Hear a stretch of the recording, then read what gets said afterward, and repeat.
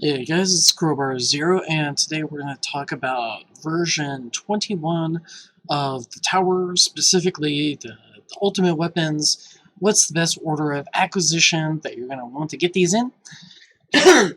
If you're just here for just a quick list to look at, and you don't care about like the why and the rationale behind it, you can stop right here, pause it right here, and you've got it right there on the left side. But if you want to know more details about, how are these tools going to push my tower even farther along, then stick around for the entire course of the video. Hopefully I'm going to give you guys some good insights on how you can plan things out, how you can use these to counter a lot of the battle conditions that we now have in tournament, which I have listed in the middle. And yeah, let's get into it. So, the list is pretty much the same as one of my previous videos, but the why behind it's, changed quite drastically. But, getting into it, if you're a new player, you just start the game, like, please don't spend any money until you know that you have Golden Tower as your first ultimate weapon. If you miss it as your first ultimate weapon, I would just say re-roll the account, clear cache, hasta la vista, baby, and try to get Golden Tower as your first ultimate weapon. I would say like once every other month or so, I hear another horror story about somebody who's still waiting to get Golden Tower as maybe like their sixth ultimate weapon. So just save yourself a little bit of grief, get that as soon as you can, and that's going to push your account so much farther along than any of these other tools. So you're going to be pushing, once you do get it, you're going to be pushing that. You're especially going to be pushing the cooldown on Golden Tower. You're going to want to aim for 300 seconds of cooldown on Golden Tower before you even think about getting Black Hole. So that gives you a little bit of time. You're going to be going from, Tier 1 to Tier 5, at which point Tier 5, the best pick is going to be Black Hole. And specifically at Tier 5 because the labs open up at Wave 150 in Tier 5. So the beauty of that is once you've got those two tools and you've got those coin labs running for Black Hole, let's say for example, just for simplicity of numbers, you have a 10 times multiplier on Golden Tower, and then you have a 10 times coin bonus on Black Hole. And their cooldowns are synchronized, so they're always going to go off at the same time. The effects are multiplicative. So that 10 times 10, that's going to give you 100 times your coin income. Absolutely awesome. Obviously, these aren't going to be the numbers that you're going to have initially. You'll probably have a higher bonus on GT and a lot less in Black Hole initially. But, as you do the research labs on Black Hole, you'll be pushing that up even higher. Next up is Smart Missiles, and the reason why I wanted to go with Smart Missiles as the third ultimate weapon is this is actually going to be an econ choice. So, beyond Tier 1 and Tier 2 and above, you're going to have Protectors, and they're going to make the enemies, especially when you have your Black Hole going, they're going to be immune to the instant death effect of your orbs. So how do you counter that? You're going to dunk them with your Smart Missiles. As soon as everything procs, Smart Missiles are going to go out and just blow everything to smithereens. It's going to be absolutely amazing. The next up will be Spotlight. So this is where you're going to be like, okay, well, let's you're starting to transition into a glass cannon. You really need Spotlight to be able to do that. You also need Chrono Field. But for Spotlight, you're also going to get a little bit of coin bonus, so that's going to help you push things a little bit farther. You'll get higher damage towards any enemies that are in Spotlight. It's actually really cool that way. And then the big tool that you're going to want to get is you're going to want to get Spotlight Missiles Labs up and running ASAP. I put the good move on after 40-degree angle and 3 beams. Maybe you'll upgrade with less than that, but the better the coverage, well, at least it's not a bad place to start as far as coverage goes. Chrono Field, you're going to want to pick that one up next. This is what's going to help you compete in Champ, or like higher end Platinum. So with that, you're going to be able to, once you get that 100% uptime and you get it maxed out, you can basically go full glass cannon at that point. Now, there's still things that are going to be chipping you. Having good coverage with Spotlight at that point will also help in that regard, or at least having good coverage. Because ideally, when any enemies are in your Spotlight, they should be almost like instantly obliterated. So that should keep the overall numbers down, so it's a little bit more manageable to juggle them with your attack speed. And this is where things start to change. So I'm just going to wave my cursor around at this level. So, you know, the level of Poison Swamp. Unfortunately, I can't cover it over on the image side, but you get the idea. So Poison Swamp. This is going to be your first tool to really help you with all the battle conditions. So I'm just going to list them out. We've got number 1, reduced plasma cannon damage,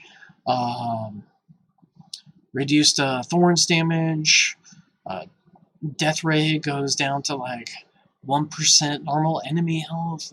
Like, same thing with orbs, down to like 1%. It's absolutely horrendous. Enemy attack speed, that's going to be pretty dangerous. The enemies are just going to be attacking a lot faster. You know, there's more enemy spawns, so there's going to be more of your mob type enemies, which is actually really nice with Poison Swamp, because you can couple that with enemy balance, and you just have this like ring of Poison Swamp that just stuns everything. So yeah, Poison Swamp definitely hard counters more enemy spawns in an absolutely beautiful way.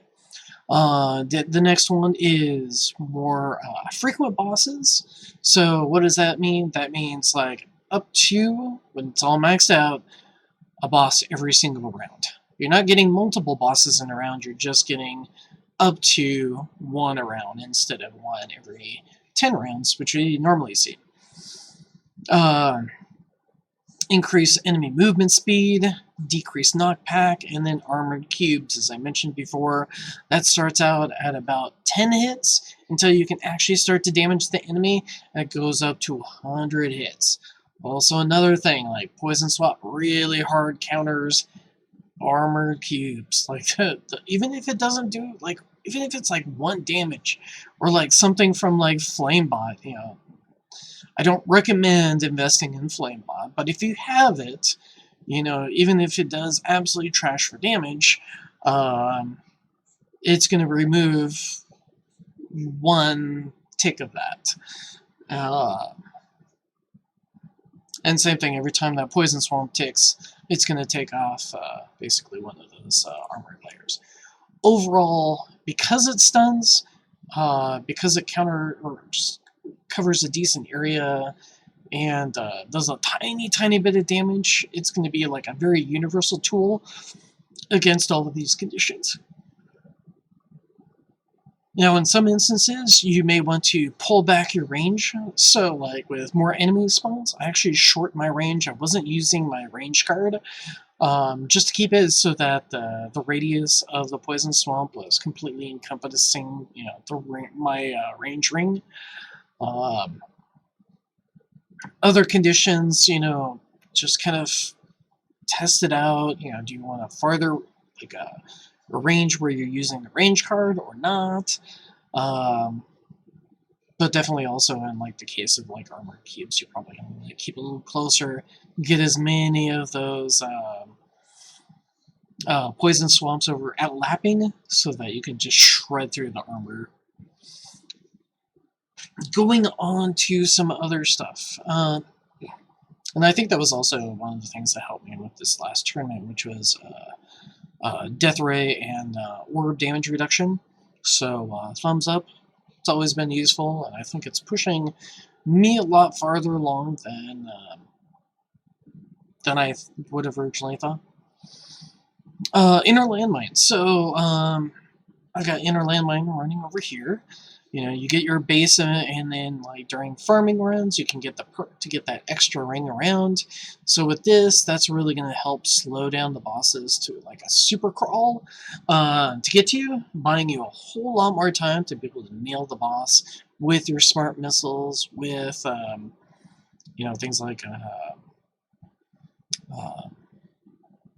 I'm having a brain fart. Spotlight missiles. Thank you. Yeah.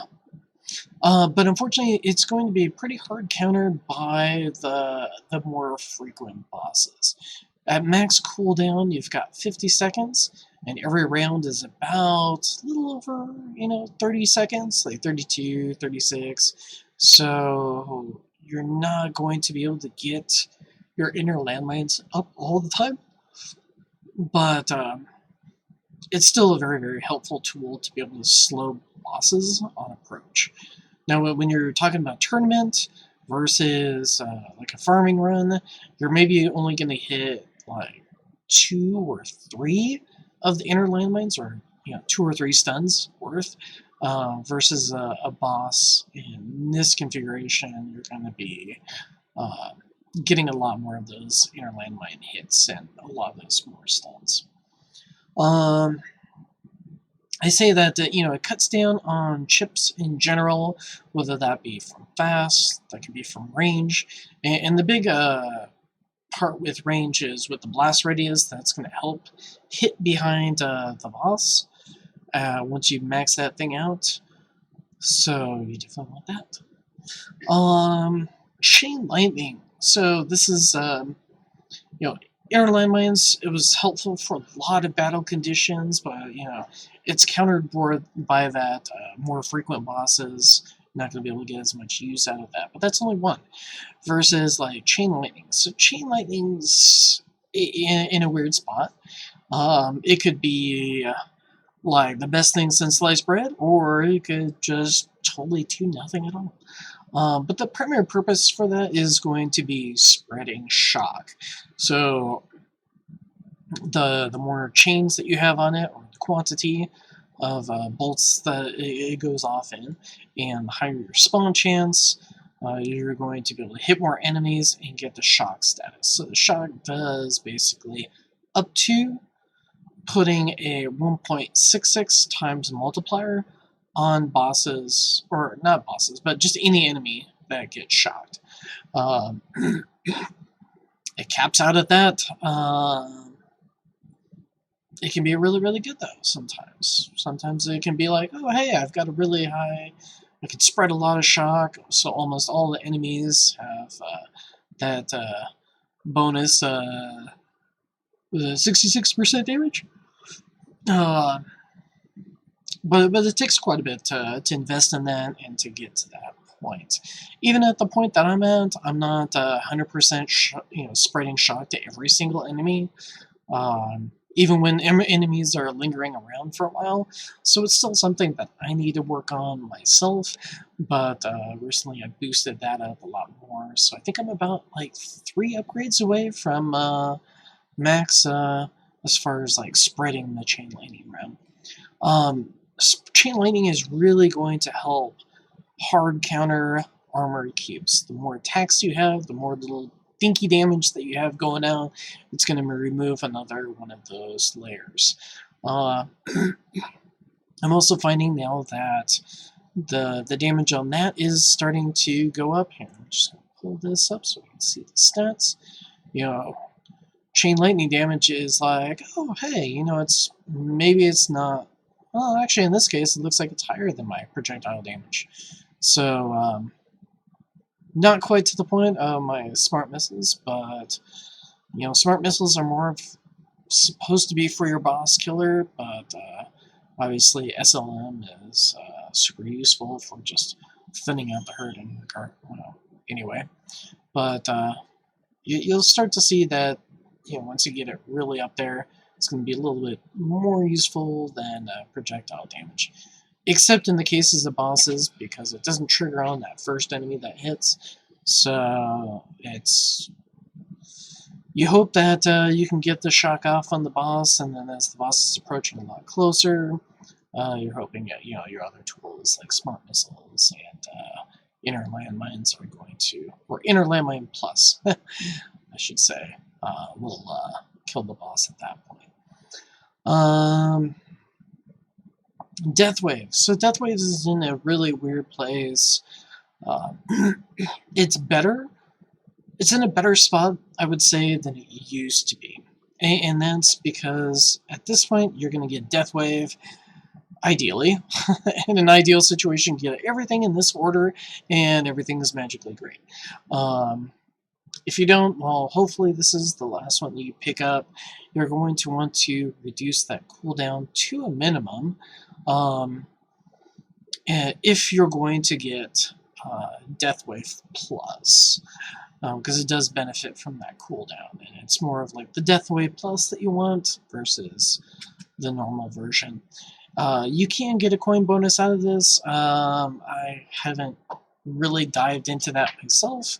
I'm making fairly decent coins, but I haven't invested into GT Plus as much as some other people. But the problem with Death Wave is if you invest heavily into that, which is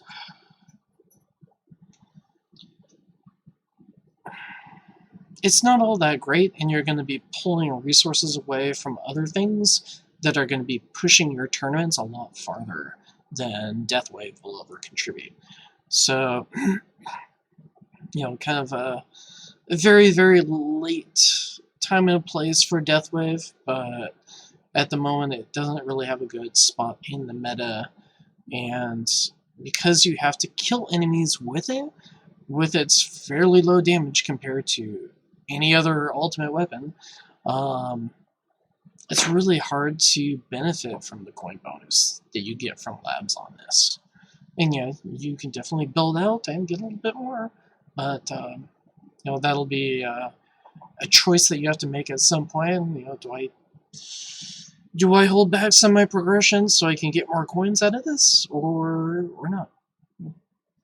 But anyway, I guess I will say another nice thing for armor cubes, even though I think the max cooldown is 100 seconds. At least the separate waves from that may actually contribute to help tearing away a few extra layers of armor cubes, but not something that I'm remotely even thinking about having as a reliable tool to do that job. Anyway, I hope that was enlightening to you guys. Hope you guys got a lot out of it. And I'm at a point where I'm actually investing in chain lightning. Let's pull that up. So right now, these are the values that I have. 23% chance, literally 3 upgrades away from maxing that thing out. Max quantity, and I've got the bonus right now, so normally it's like 589 or something like that. But and I definitely need to raise that up so I can get more enemies shocked as much as possible. Never thought I'd actually be like, hey, chain lightning can be good someday, but at very high ends, it actually does. And then here, let's see, go over Poison Swamp so you can see those details, max that chance, max uptime for that. I did a little bit more into damage on that just because, but probably more of a waste to be honest. But having that that chance on enemy death maxed out, and that uptime is super, super useful. Anyway, I hope you guys enjoyed that. I will catch you later.